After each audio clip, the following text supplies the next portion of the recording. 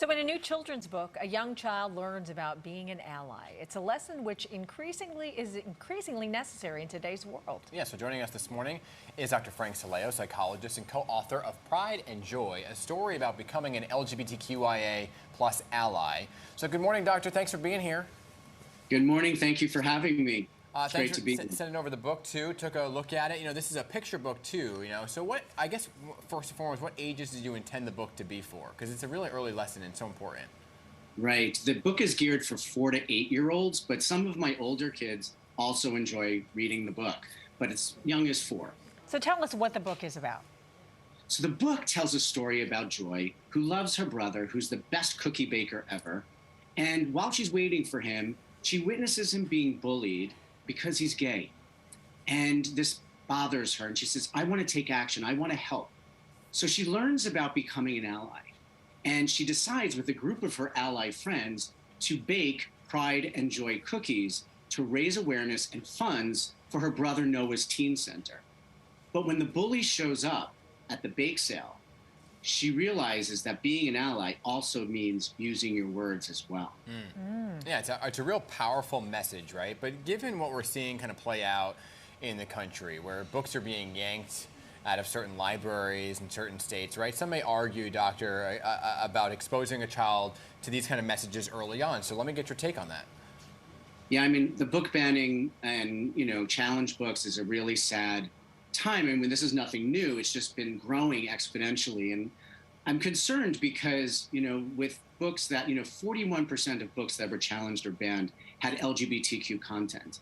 And I think it's so important for children to see themselves and their families represented in books, because when they do that, they feel validated, they feel a sense of belonging, and they, feel part of the world. And so when we ban books or we challenge books, we're basically erasing a group of people. And this is not just true for the LGBTQ plus community, it's also for the Black and person of color community as well. And so I'm encouraging people to go to their school boards and participate, because it's really an egregious act that's going on. And most of these people who are banning books aren't even reading them. Right. Yeah, I think the question, though, most parents will have, though, is when do you talk about this? When do you talk about LGBTQ plus issues, about being gay or lesbian? When do you talk that? What's the age that you start that conversation? Do you initiate it, or do you wait for the conversation to be brought to you as a parent? It's one of the reasons why we wrote this book. I co-wrote it with Kate Lum-Povan, who's an award-winning author as well. And we wrote it to be a conversation starter. And this is going to be a conversation of many. So in the sense that I think as young as 4, children are much aware of what's going on. And you know what? Most of my patients and the kids I know in my life, they're not troubled by that.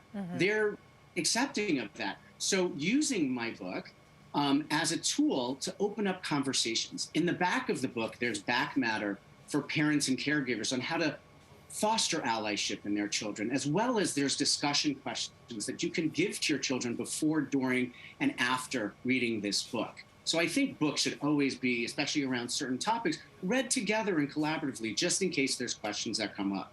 Yeah, I think the last couple pages too, with those questions that are there, the prompts for parents as well, are super, super helpful.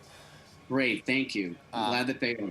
Yeah. Hey, Dr. Sileo, appreciate you writing the book. Thanks for being here this morning to chat about it. His book, Pride and Joy, a story about becoming an LGBTQIA plus ally, now available everywhere that books are sold. Good to see you. Thank you. Good to see you. Happy Pride. Happy Pride.